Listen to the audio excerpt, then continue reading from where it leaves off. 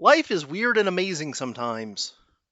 A cold steel kid, as I live and breathe. Which son of a gun, I'm doing all right. The game is about Jackal and his quest to destroy life as we know it. Are you telling me I'm in this living hell till the end? Everyone in the game is based on someone I know. Oh, that's nice. Oh, so you're saying all we got are bad guys? I can't figure out if I want to warn all humanity or start a religion based on it. Doesn't matter when I win, it's how I play the game. You know, sometimes, kid, I wonder if you know why they programmed me. Not a hoax, not a dream, not an imaginary story. Deadly Games is now available on DVD. No fooling! We've included a link to buy it in the description below. All 13 episodes, including the apparently never aired ex-girlfriend. No longer will these reviews rely on old VHS recordings off of UPN. And, as a short celebration, a super quick cut of some of my favorite bits from the prior 4 episodes in DVD quality. My feeling is this Harry must be a very special friend. Let's take him hostage. You sent your mother to Florida? You know why you can't win, kid? Why you can't win? You sleep. Kid, where's your manners? Next to be hitting men with glasses. Kid. Let Kramer shoot the girl, kid. I mean, she's been nothing but trouble for both of us. I heard that. Warhead's loaded.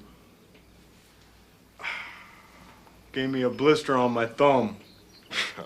I could get rid of it if you like. The thumb, that is.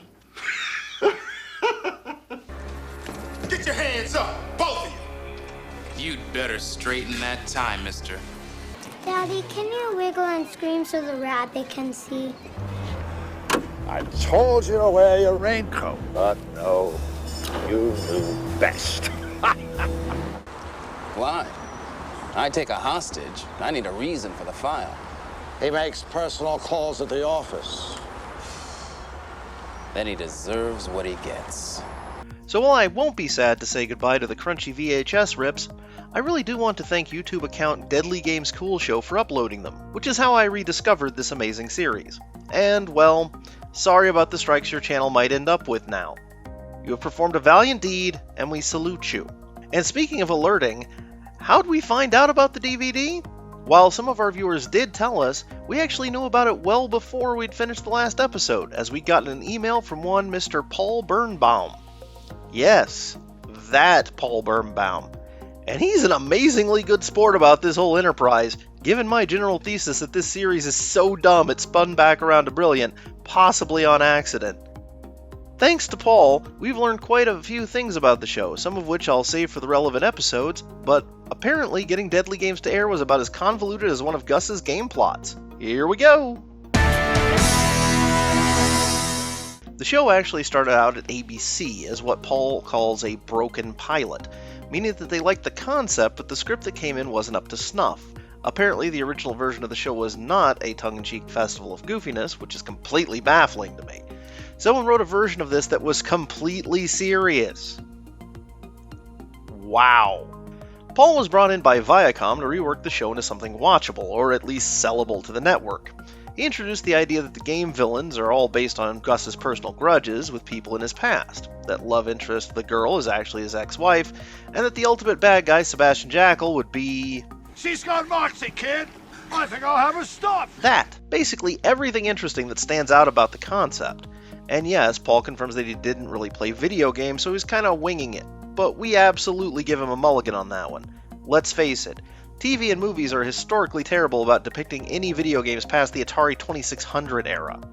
With Paul's new take on the concept, ABC ordered 6 scripts, and then somehow Leonard Nimoy came on board as a producer. And then, not much happened. Paul moved on to other projects, and during that time, ABC decided not to go forward with Deadly Games, and the series ultimately ended up in the hands of the fledgling UPN network. Maybe that was Nimoy's doing? It's hazy. The original plan for Deadly Games on UPN was a 2-hour movie, but then it changed to the network just straight up ordering a full 13-episode season. They didn't even ask for a proof of concept pilot episode first. Though, if I'm being honest, I think that says more about the UPN as a network than Deadly Games as a show. Paul found out about the switch to UPN and the sudden production while working on a Disney movie called Rent-A-Kid with Christopher Lloyd, which is just a strange scenario in general. And this is our segue into the mystery of the odd episode airing order. Turns out I was wrong about how mixed up the story order actually was. I was right about Dr. Kramer being pushed back and End of Jackal being pushed forward, but not how much End of Jackal actually moved. Because while UPN had ordered 13 episodes based on only 6 scripts, they initially only had enough money for 6 episodes worth of Christopher Lloyd. After all, this was his first series after completing the Back to the Future trilogy. And with those and movies like Who Framed Roger Rabbit under his belt, his return to television meant some serious cash needed to be dropped. And since they only had their central villain during production for those first 6 scripts, End of Jackal was episode number 6. So they went forward with production as planned. They wrapped the semi-finale, but Paul and Lloyd got to talking. Lloyd wanted to keep going in the role, and that's not surprising. You can just tell when watching this that he's having an absolute blast playing Jackal. So they scraped up the money, rewrote the back end of the season to have him come back, and the rest is glorious scenery-devouring television history. So what's with Dr. Kramer being pushed so far back, since it was episode 3 and wasn't affected by the Christopher Lloyd budget? Turns out, then head of UPN, Mike Sullivan, decided to front-load the series with its strongest episodes, especially the first 4 to air, Continuity Be Damned. Deadly Games was part of UPN's first year, and he wanted the strongest showing possible. Paul couldn't fight it, and so Dr. Kramer was pushed into the back of the airing order, and the End of Jackal became episode 4, and the rest of the series was shoved forward and mixed around a bit to compensate and preserve what continuity they could. Fortunately, Dr. Kramer is really the only episode with any actual plot point continuity errors when viewed in UPN's airing order, while the original episode number 5, The Divorce Lawyer, only has some character regression on Gus's part when watched that way.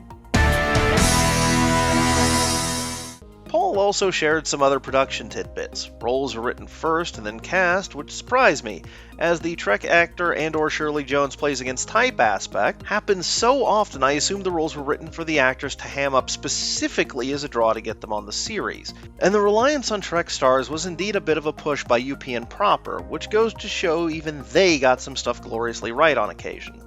Paul was also kind enough to share his favorite episodes, and for the most part they're the ones you would expect from the guest cast list. We've been through One Mean Mother and the Boss, and so we'll get to the others in time, but I wanted to bring up one surprise inclusion. Paul cites the season finale Ex-Girlfriend as his favorite episode of all of them. We'll go into some of the more interesting things about that episode when we get there. But as we've brought up before, as near as anyone can tell, it never aired. Even Paul never saw it on TV, and while he can't definitely say it didn't pop up on some random affiliate station in the middle of nowhere, he knows it never aired in Los Angeles. Think about that for a minute. Having what you feel is your best work on a project never make it out has got to sting a bit.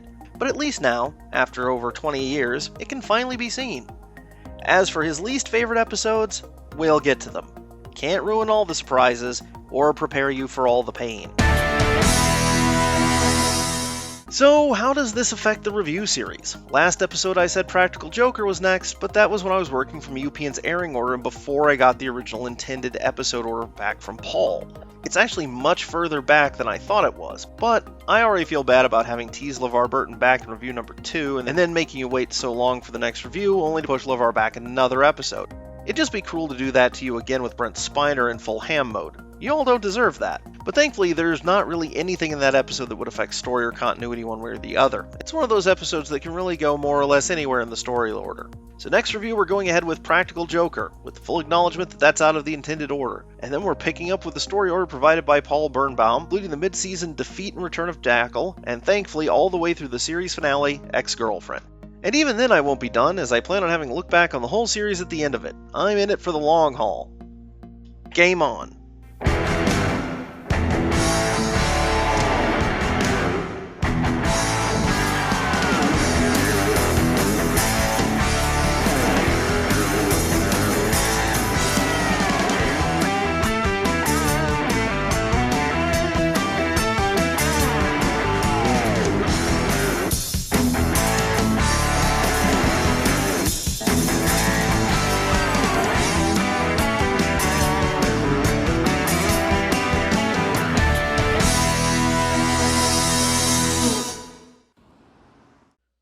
Pipples! Did you like that bit of nonsense? Well then why don't you click like and subscribe and press that bell or whatever YouTube wants you to do? You can also do us a big solid by joining our Patreon, where you'll get to join us for live streams, get early access to the newest videos, and other such things.